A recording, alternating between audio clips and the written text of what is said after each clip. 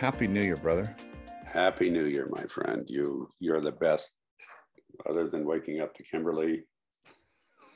I'll take the number 2 on that. You can take the number 2 on that. You are the person I wanted to wake up to, connect with, hang out with, and good morning. No matter when anybody's listened to this, we're recording it on January 1st, 2022. I'm Mark Sylvester. This is Dewey Freeman. We're the Elder Council. Good morning.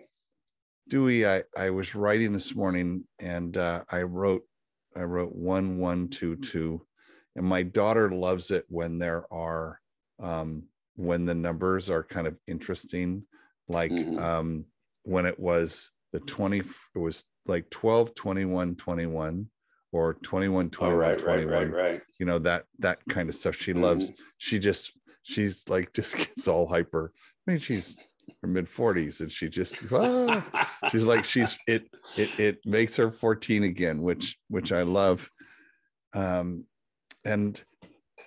we've talked in the last couple weeks about endings and beginnings and traditions and all of that, and so that was on my heart today, thinking about the end of a year. But it was hard to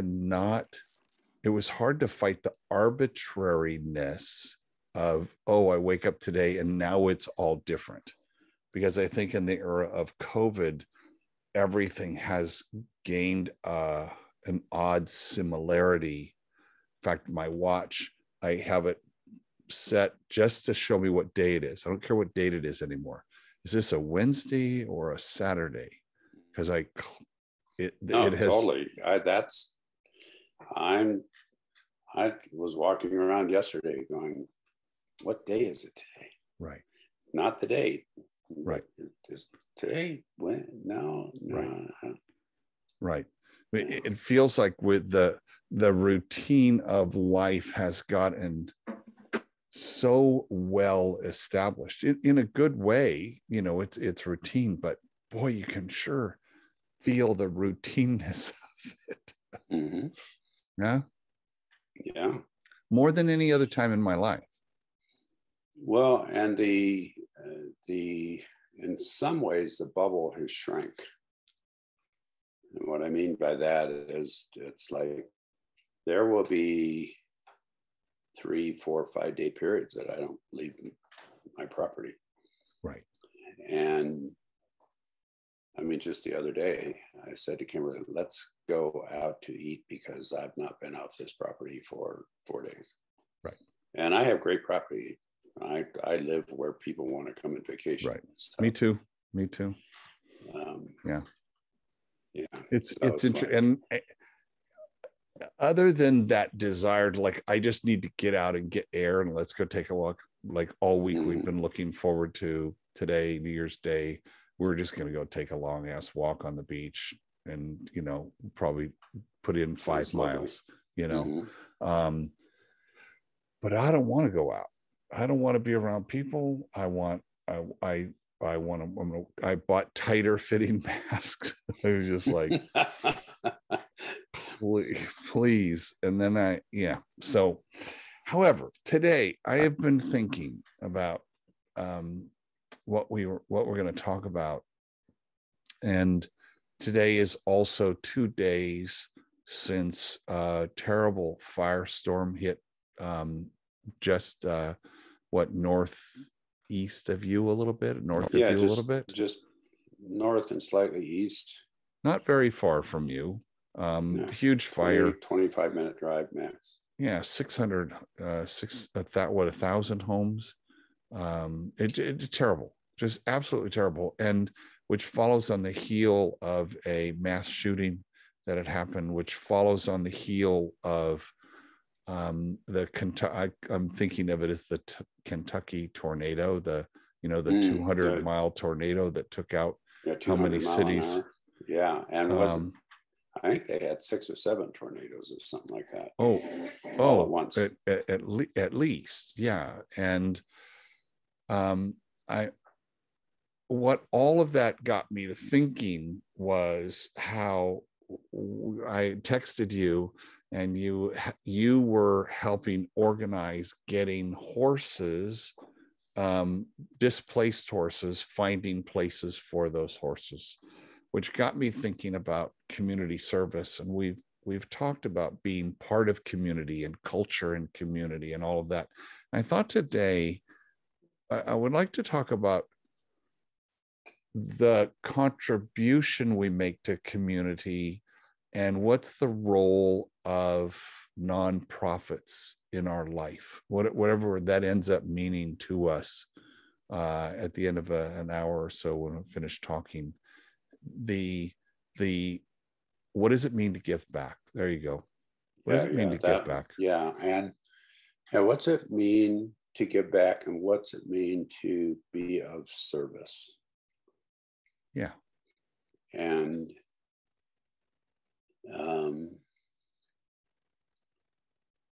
and when you say nonprofits, are you talking about, what is it, 501c3s? Are you talking about that? Or are you talking about people out of the goodness of their heart?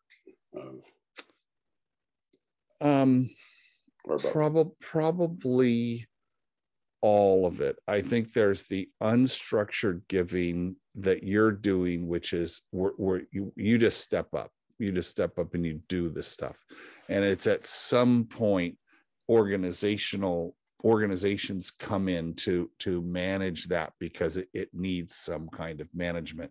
And those are typically nonprofit, or they're NGOs, non-governmental organizations. And so they have the ability to, raise the money that they need to be able to deliver the goods and services and all of that stuff. And there's people on, I know you're on the board. So you know what it's like to have to worry about raising the money to keep the operation going. It's nonprofit. I'm more thinking about the people who are listening. Do they volunteer? That would be one thing. Do they volunteer? Why do they volunteer? Doesn't matter where you go, where your heart leads you, but it's kind of the why. And do you feel kind of what's your story about what volunteering means to you in your life? Where does it fit in your life? That's kind of where I'm going. It's not the organizational stuff. I mean, Santa Barbara has the highest concentration of nonprofits in the United States. We've got, 3,800 registered and probably 5,000 total. There's just a boatload of big money here. And so, follow the money, right? So a lot of organizations are here because they can do that. That's not it. It's, what do you do to freely give of your time and energy with absolutely no compensation in mind? You mean specifically what do I do, or why do I do what I do? Let's kind of travel down both, because I don't know that everybody does that. Some will volunteer begrudgingly, hand you a shovel and you happen to be standing there, fucking dig, dude. Start helping us clean up this manure. There's that versus, and then there's the people who always show up and they're always there and they're always doing that. Let's find that happy place in the middle. Here I'm rambling a little, but I want to tell you, when my daughter was in high school, she and her best friend, and I don't remember the genesis of it, but I remember lots of conversations. Every month, the two of them picked a nonprofit here in Santa Barbara and went and volunteered. They researched them. They found the ones they liked. They would go to an event. They would go say, just show up. How can we help? What do you have for us to do? And every month they went to a different one until they found the ones that they really liked. They liked the people. They liked the mission. They liked who was being served. They loved the service, and they understood the role of service in their lives.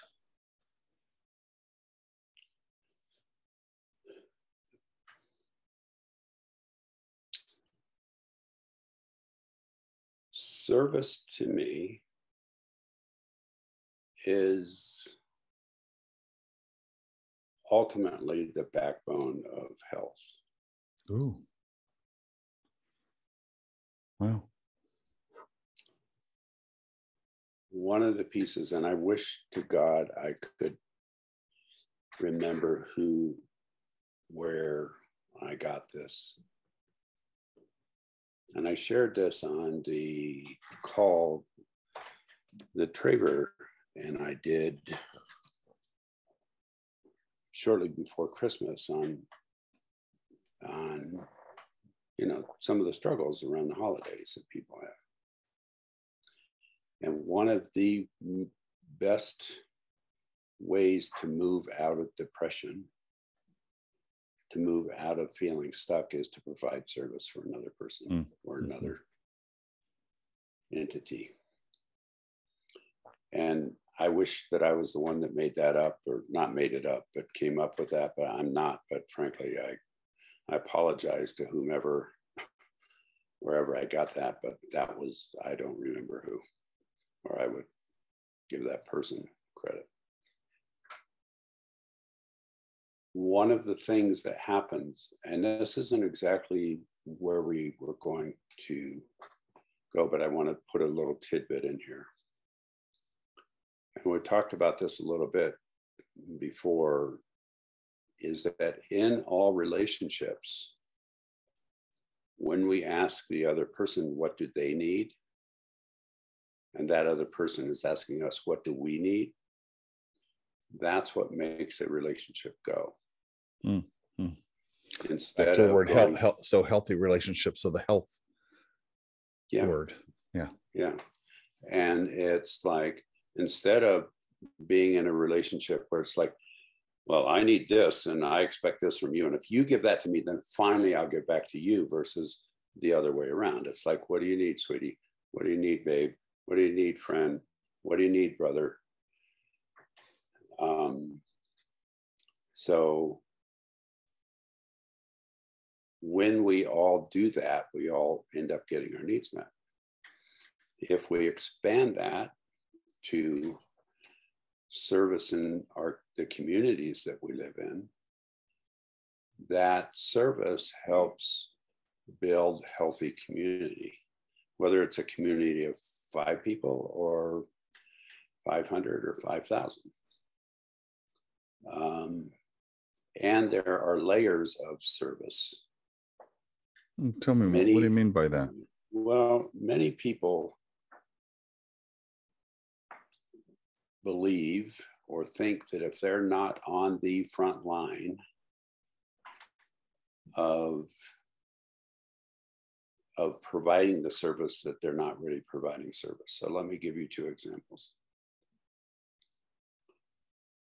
As many people might remember, the shootings at Columbine, which was the first major school shootings in the US, took place. And for the life of me, I can't pull up the date. It was about 20 years ago. And of course, the mental health community sent in hundreds of therapists.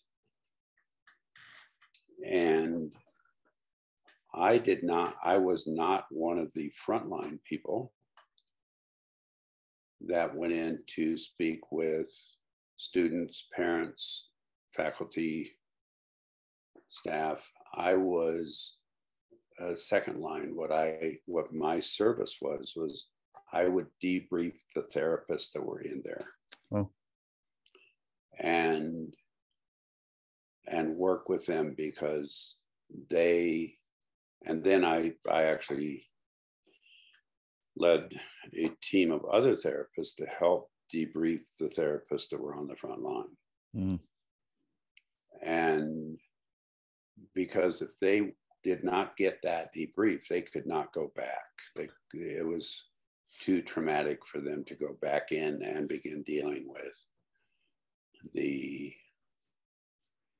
hearing the mothers or fathers or brothers or sisters that lost loved ones or lost dreams. And then what was interesting was, and that went on for about a year,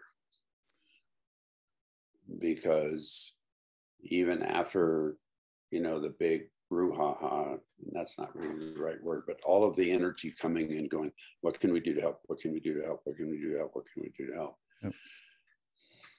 We as humans seem to do that for about 2.5 or 3 weeks. What can I do to help? I'll be there. Just call me. You can call me anytime. And I'm going to say that's a universal truth, whether it's a death in the family, the loss of a relationship, the house burning, whatever it is.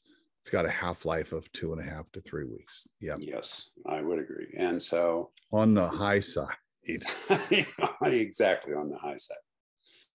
And so that's one example.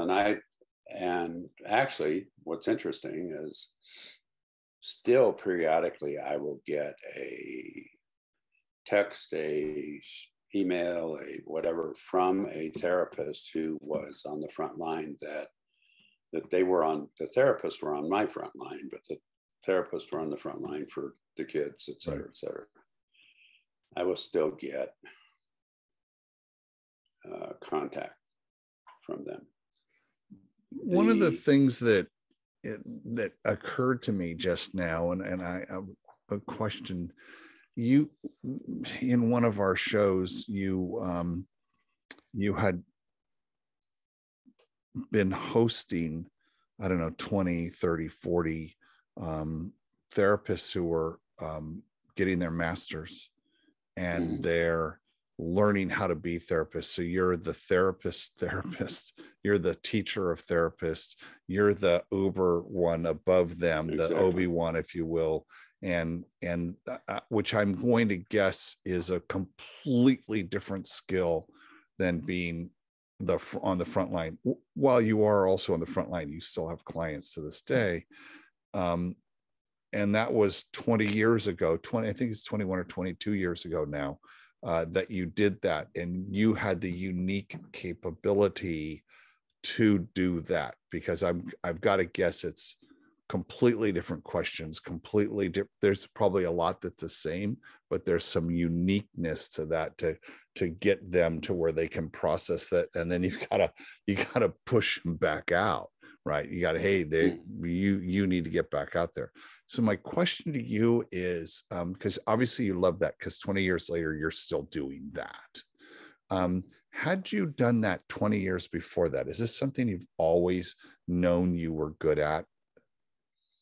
Or you something? No, that's a great question. No, I did not know that I was good at it. In fact, I thought I was horrible at it.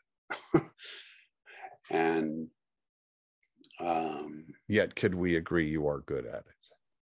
I think now I'm very good at it, yes. In fact, I want to share another piece here in a moment. And just go back to the layers, because I just thought that observation was interesting. Yeah, it was just that I didn't know. Well, two things, and this is part of why I'm bringing this up, because I didn't know that there's front line, but then there's this layer that supports the front line. Then there's another layer that supports the people who are supporting the front line. Then there's another people. I mean, just like the incident that you shared around you cooking for thousands of firefighters, even 40 years ago. It's like the men and women that were fighting a fire couldn't have done it without you. So there was, you've met Garrett Tesla. He's a member of the Nation. You may not have met him particularly, but I know he's a friend of Trevor's. I've actually interacted a little bit online with him. And Garrett's awesome. In fact, I'm looking at a text in this other window where he has wished us, thanked us for our mentorship. We had him on our stage in 2019. He was talking about the role of second responders.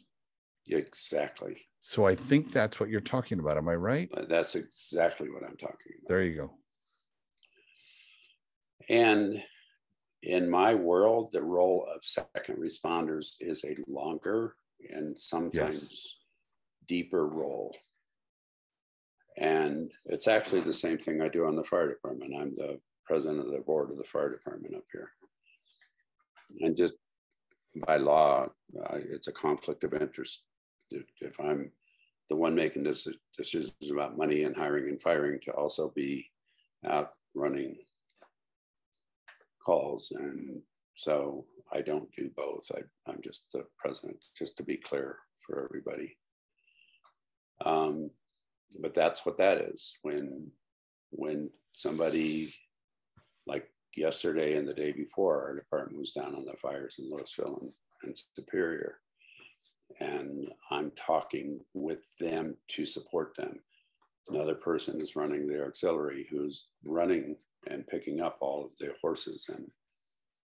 And Kimberly and I are talking with her and through her with the sheriff's department.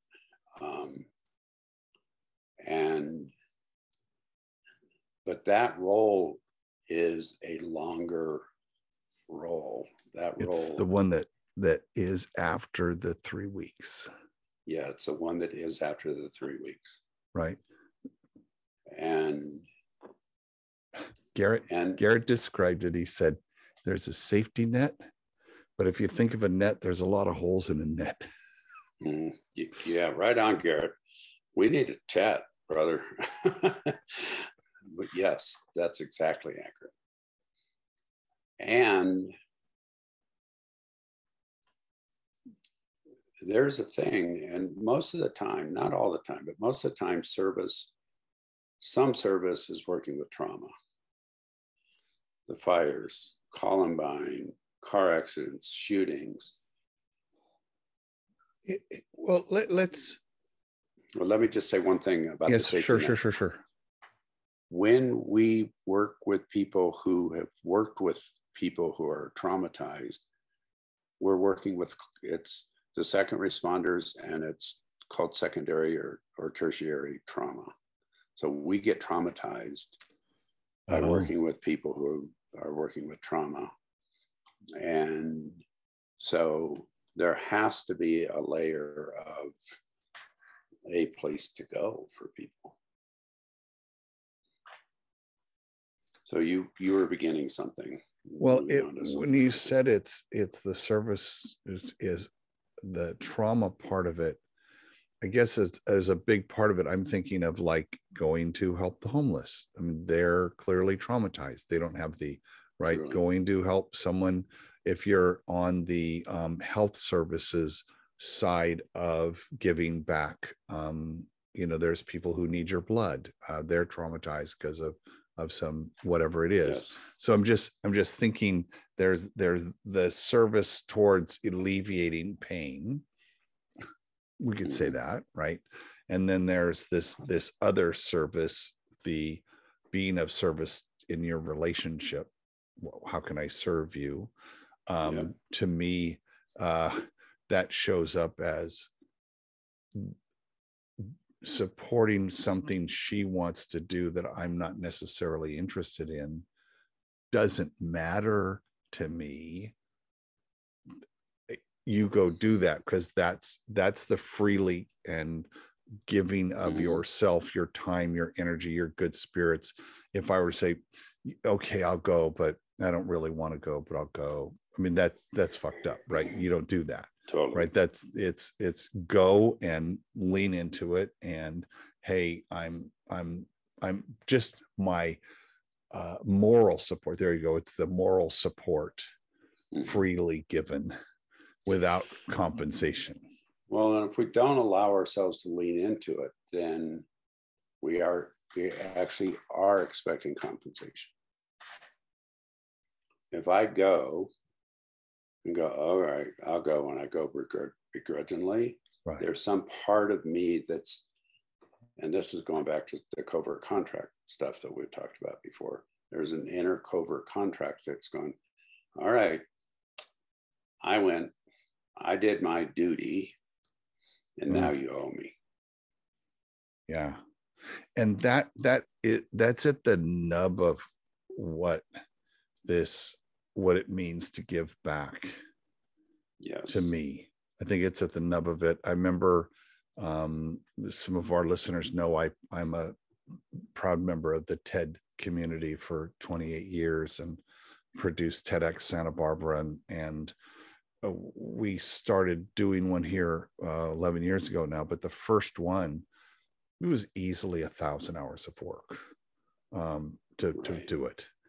And there, you specifically not allowed to compensate, get any money. You can't raise extra money to pay yourself. You don't know that. And we were. Oh, I didn't know that. That's pretty cool. Oh yeah, you can't. No, they're allergic to anything like that. You can't use the brand. Actually, it should be. Yeah, it's right. It's like yeah, that's amazing. Yeah. So that like we can't clean. We can't pay speakers. We can't. If someone expects to get paid, they're never going to give a TED talk. But we were driving home, and we've enlisted the in-laws, the parents, to help us. One was backstage, one is a lobby manager, one of them's a speaker coach. They all have a role. Mm-hmm. We were driving home, and we were talking to Kimberly's mom, and she said, "Can I ask you guys a honest question?" And she had gotten real serious because we were all kind of going back. We're tired. It's done. She goes, "Why do you guys do this? Like, what's in it for you?" Kimberly's mother asked that? Yeah. And she had just spent 6 months helping Kimberly do the speaker coaching. And everybody worked really, really, really hard. Just like she did it to help her daughter, right? That's why she did it. Mm-hmm. But you're like, why do you guys do this? Because, they know us as entrepreneurs, as business owners, as, we're always hustling. We're always figuring out a way to monetize activity. And here we're involved in something that's a significant time commitment. Mm-hmm. And there's something about being on the open road answering questions when you're just looking at this negative space in front of you. It helps you be expansive, kind of like this. Mm-hmm. And I said, I've been doing nonprofit not my whole adult life.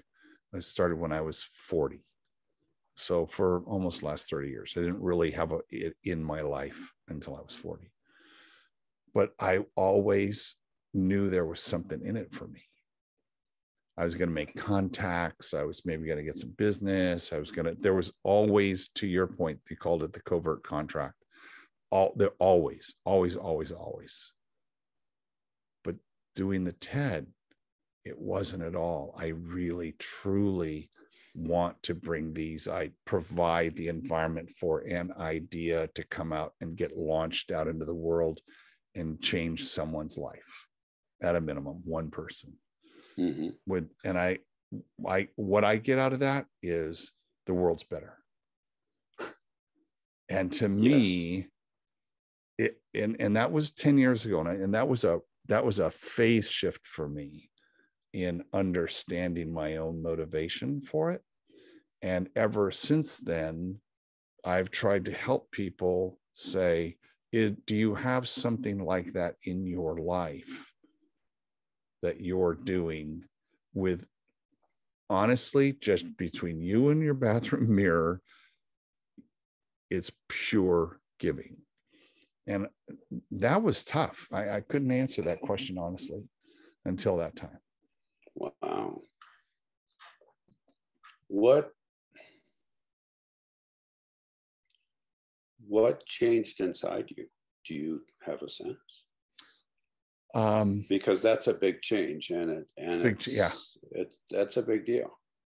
I hadn't articulated it, and she honestly wanted to know the answer. And she goes, wow, I get that from you guys, because you can tell that from you guys, the way you guys show up for your audience, for the speakers, for the sponsors, for the whole experience. You're all in. And I think that comes from, possibly it was the 15 years of going to TED before then, to see that there exists a world that's much bigger than myself, intellectually, emotionally, politically. And I had never I always lived in my little bubble here in Santa Barbara with my family and my job and, that until I Sure. went to TED. And even in my job, I traveled around the world, but it was still my bubble. And here I'm at like, wow, here's a whole bunch of people who are interested in ideas and getting these. And it wasn't until Chris Anderson bought TED that TED turned inside out and said, all the ideas are for sharing. Before that, it was like, you're not allowed to talk about TED outside of Monterey. Really? Oh yeah. I didn't know It that. was cloistered, invite only. It's still invite only, but Wow. you didn't blog about it. You didn't take pictures. You did none of, no, no, no, no, no, no, no. You don't do it. And Chris said, this is an embarrassment of riches. We have all these great people, these great ideas. This needs to be, it was right at the time that the internet and YouTube and all of that happened. He bought it in 2003, 2006. The first 8 TED Talks went online, and, now we know we're, It exploded. billions of views later. But it was being in that environment and saying, this is the 1 week of my life when I feel fully realized. Mm. And that's why the TEDx movement started, because people who would go to TED would come home and say, I need more of that in my life. Can I do that locally? And so we were in the first 100 to do that. And now I do a show every week because, given a choice, I want to be having these kinds of conversations Exactly. all the time. So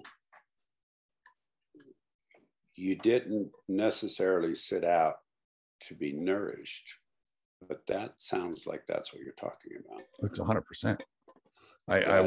When I met Kimberly at lunch almost 20 years ago, there's this thing I do every year, which is a vacation for my brain. Mm-hmm. Right? There's going to be 70, 80 talks. I'm going to have some understanding of maybe 10 of them, which means, and it's only 18 minutes. So can I sit through 18 minutes on recombinant DNA? Can I sit through 10 minutes or 18 minutes on whatever topic it is? Yes.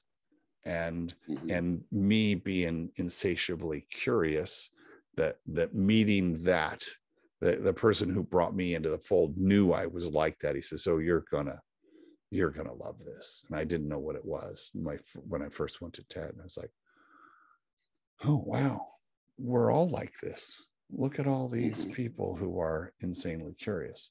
But it wasn't until we could give that back to other people to say, this feeling that we have about the promise that an idea from one person in an 18-minute discussion can go out and change, in many cases, millions of lives. Many, many, many, many cases, millions of lives. Exactly. Who doesn't want to do that?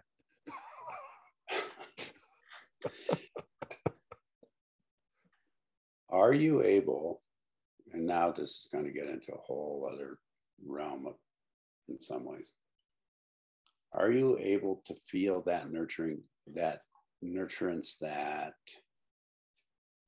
satisfaction, like in your nervous system? Can you feel that in your body?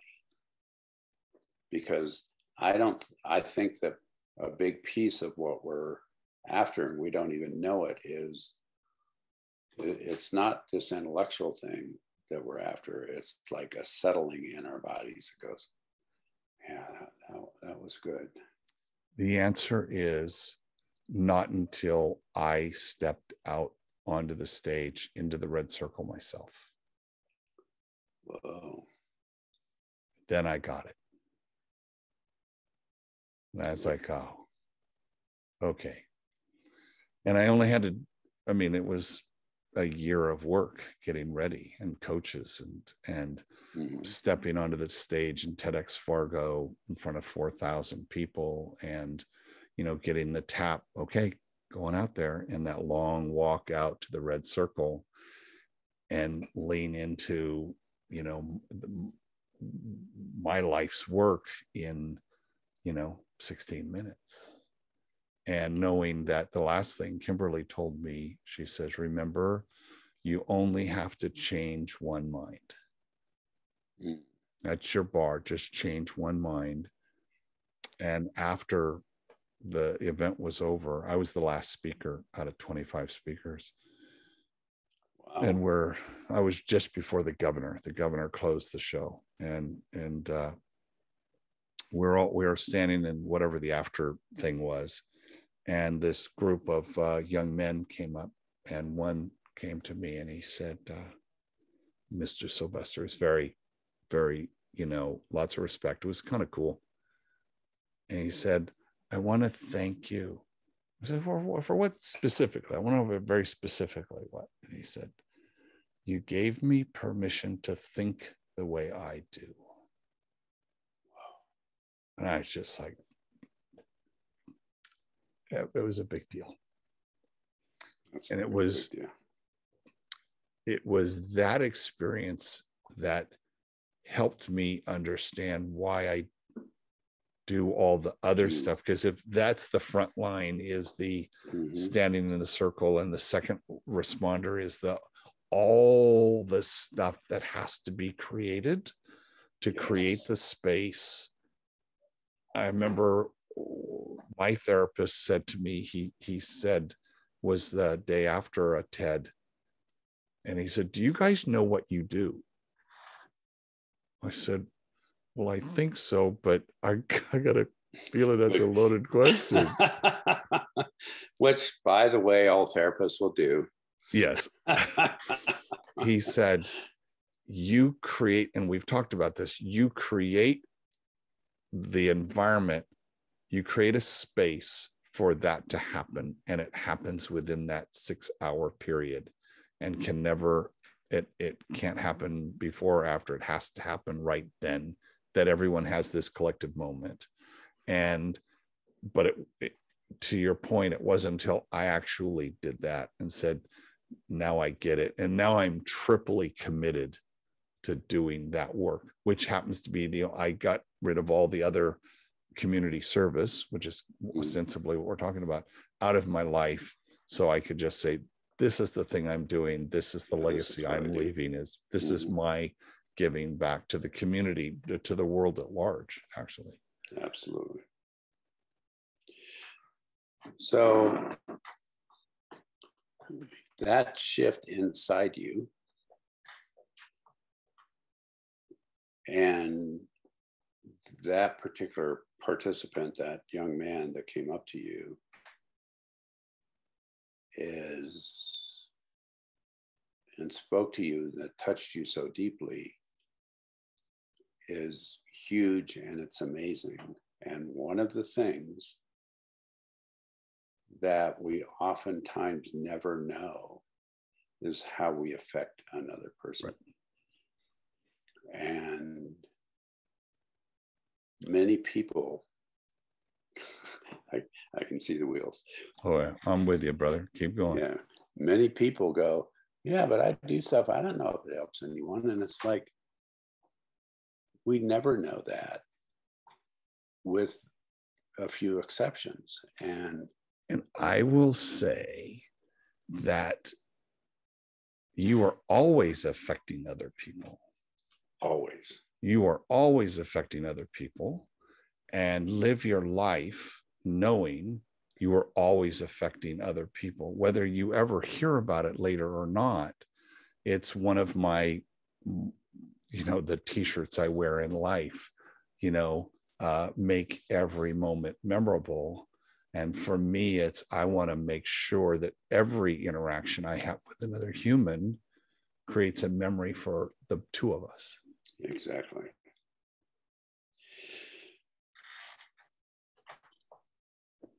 Which, by the way, just so that you know, that is exactly what you do. Mm. Every minute. And that's exactly what you do, Mark. And I'm saying this to you directly as a brother, and I'm saying this so that everyone knows that, because that's what you do. And it took me a long time to figure that. It wasn't until I was 60. I had, my background is in computer animation software, right? Started when I was 30, started a company that I ran for 30 years, 20 years. But we invented computer animation for visual effects and games and all that kind of stuff. But I ran a nonprofit out of our development shop here in Santa Barbara. A teacher came to me and he said, I walk by your store. We were right downtown. He says, I walk by here and I see this one room that has all these computers in it and there's never anybody at it. And I said, well, that's the training room. And people fly in from around the world and spend a week with us and get trained. Computer animation's hard and they get trained on how to do it. And, but we don't have training all the time. And he goes, well, I have an idea. I'd like to use that room after school for high school students and teach them how to animate. Oh, wow. And I said, that's kind of a cool idea. I don't have any time to do it. He says, no. You just don't open the room. Unlock the door. Unlock the door. He says, but the thing though is I want it to be at-risk kids. I want to give kids who don't normally have a chance. I want to give them a chance because this is very attractive to come in and work on computers and do something cool. And it was in that we had hundreds of kids go through there over the years, 10 at a time. And and it started pretty early. I would be somewhere in town and someone would walk up to me and be a mom or a dad. Thank you so much. Steve is now working up at Industrial Light and Magic, or Susan is now a designer, or whatever it is. It was that time they spent with you that changed everything. Thank you. And that's when to your point, you don't know that you made a difference. Right. And that led me 10 years ago, because it's going to be my 50th high school reunion in February. We got postponed from COVID. But 10 years ago at the 40th, I went. By the way, I was the kid who never did anything in high school, and I go to every fucking reunion. But I went because in the organizing of it, I said, as much as I'd love to see y'all 40 years later, I would really like to see any of our teachers. Because I don't know that teachers get invited to reunions. It's usually the students. I said, could you guys figure out if there's any teachers? And it turned out they found my favorite teacher, my creative writing teacher, who changed everything for me around how I express myself. And they said she was the only one who showed up. And I went specifically to see her to say, you need to know how important you are to me. Yeah.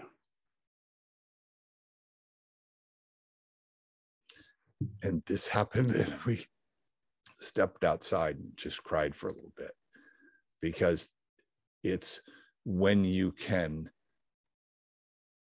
give. I didn't think about it till just now, but it's giving that gift to them that they made a difference. Yes. Right. As teachers, that's kind of one of the reasons we do this.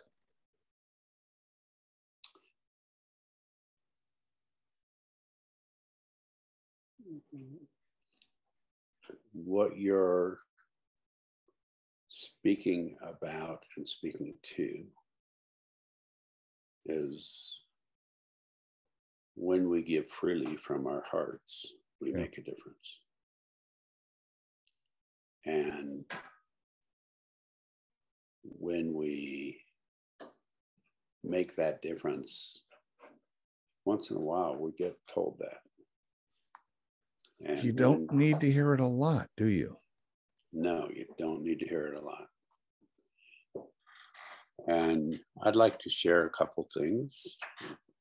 One, and it's a longer story. I don't particularly want, there's a couple other things I really want to get to. My kindergarten teacher had that same effect on me. And I happened to wander.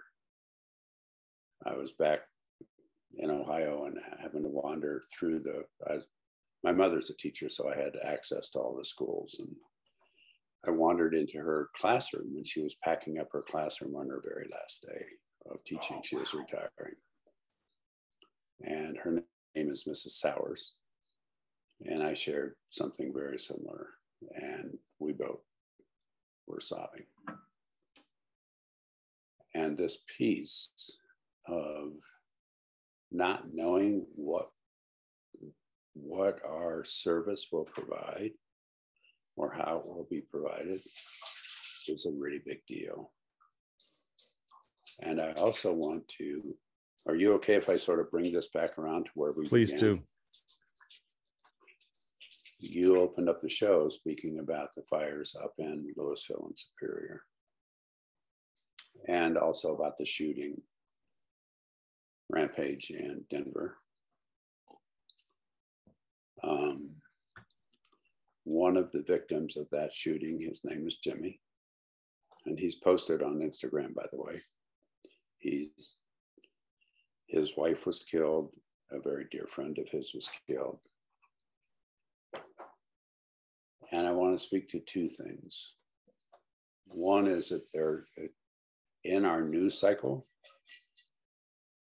that the Denver shootings got buried in the news cycle because it was a day or two later that the fires happened. Also, the piece of, one of the pieces I want to speak to is that a very dear friend of mine is a very good friend of Jimmy's. And Jimmy got shot twice in the chest, and thankfully he made it. He lost his wife and a very dear friend. He posted on Instagram that, I mean, how tragic. I mean, he's like being amazingly strong and vulnerable at the same time.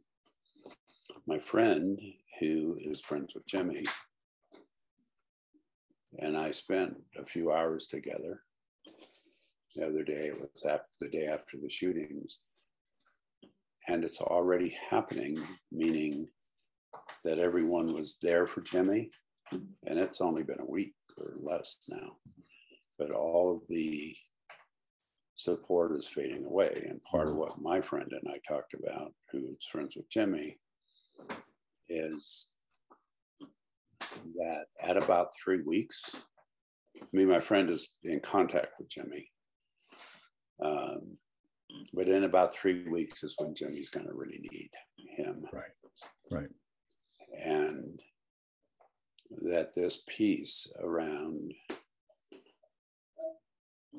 fading away after 3 weeks is a really big deal. And it was the same when my brother died. Everyone said, "Call me if you need me." And that was I'll bring a casserole over. Yeah. Which, and don't get me wrong, we need that. It's just that our grief and our need and our growth doesn't end in 3 weeks. And so, two things with what you shared about your teacher. It's like whomever supported her through the years, they all deserve credit too. And whoever supported you through the years with your creativity, because you're one of the most creative men I've ever met, is those people are part of this whole layered upon layer foundation. And I think my piece, and moving into the new year here, is to be really aware of that service isn't the big splashy thing. It's not that, yeah, I go help put out that fire. That's important. It's a big deal. Or, yeah, I was able to do this, or yeah, I was able to do that. True service, in my view, comes 3 weeks, 3 months, and 3 years later.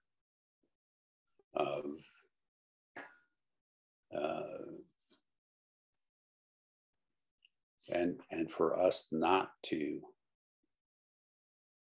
let go or give up on that providing of service.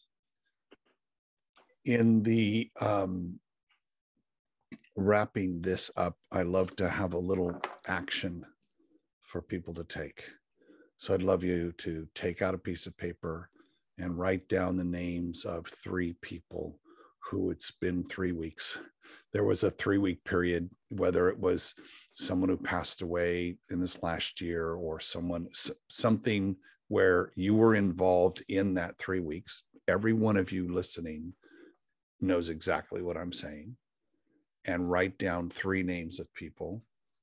And then I want you to reach out to them. Just check in. Simple check-in. How you doing? I'm here for you.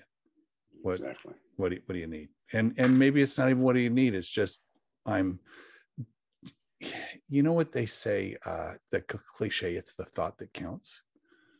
That's a real thing.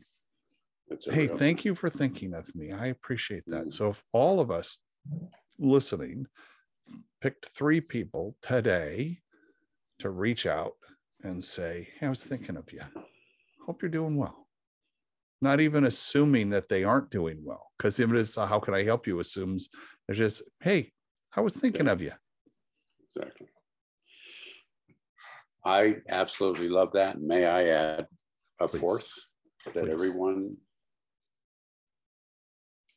a huge part of what's behind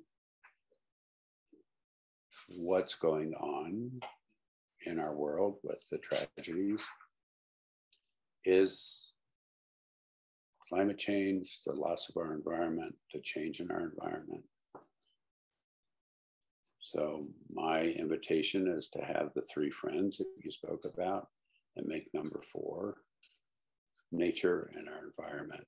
There you go. For people virtually every day to look at their trees, to look at the grasslands, to look at the wild animals, to look at the domesticated animals around them and say, how are you doing today? And what can I do to be of service? Dewey Freeman, Happy New Year, buddy.